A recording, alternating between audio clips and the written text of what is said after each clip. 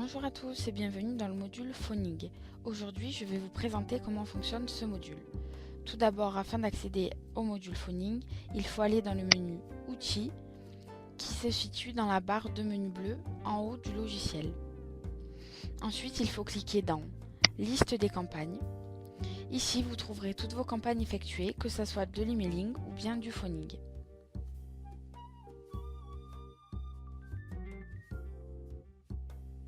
Vous pouvez d'ailleurs filtrer sur votre gauche par canaux afin de mieux vous y retrouver.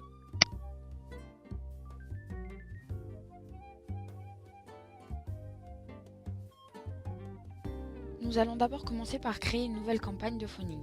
Pour cela, il faut cliquer sur Créer une campagne. Apparaîtra ensuite le menu déroulant où vous sélectionnerez le type de campagne à créer, ici phoning. Dans une première étape, il faudra remplir les informations générales, le nom de la campagne, la date de lancement, etc. Ici par exemple, campagne phoning.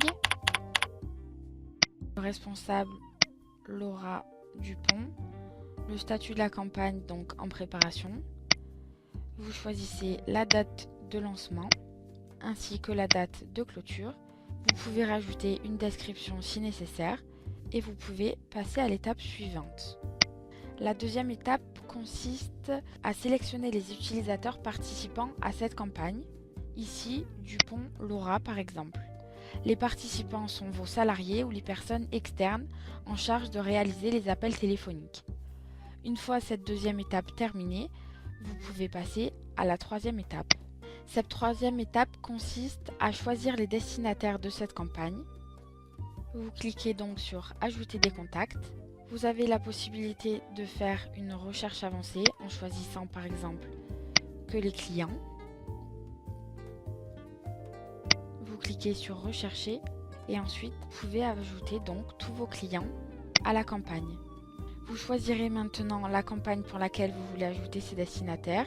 Ici, Phoning, campagne Phoning et vous cliquez ensuite sur Ajouter.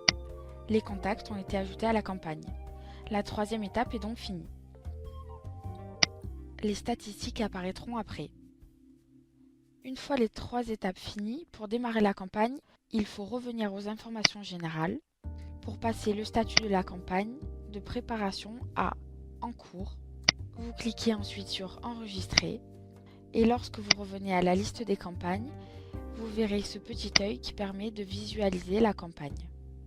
Ici, vous pourrez visualiser tous les destinataires avec leurs coordonnées et le statut. Vous avez également la possibilité de modifier leur statut en inscrit, désinscrit, NPAI, ne répond pas ou OK. Pour commencer votre campagne et vos appels, il suffit de cliquer sur une entreprise et d'effectuer vos appels. Vous avez l'encart sur le côté qui vous permet de valider le statut de votre appel, inscrit, désinscrit, etc. ou de planifier un rappel si la personne n'est par exemple pas disponible. Je vais par exemple planifier un rappel vendredi 23 à 15 h. Je vais ensuite cliquer sur Enregistrer. Il y a également le compteur plus ou moins qui vous permet de comptabiliser le nombre d'appels passés. Pour passer à la fiche suivante, cliquez sur la flèche de droite Suivant. Ici apparaîtra donc la fiche de la deuxième entreprise à appeler. Nous allons voir maintenant les différents statuts. Le premier est désinscrit, ce qui signifie que le client ne souhaite pas être contacté. Il disparaîtra donc de votre liste d'appels. Le deuxième statut est inscrit, ce qui signifie qu'il est inscrit à la campagne, mais qu'on ne l'a pas encore eu au téléphone. C'est donc un client à rappeler. Ensuite, les NPAI, les numéros erronés. NRP ne répond pas.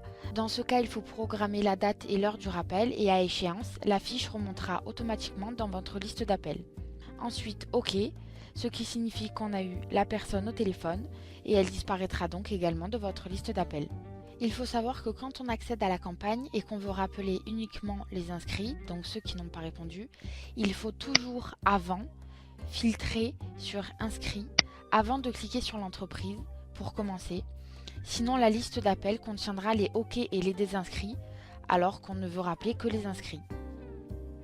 Une fois la campagne terminée, il faut retourner dans la première étape Info générale et passer le statut de la campagne. au statut terminé et enregistré.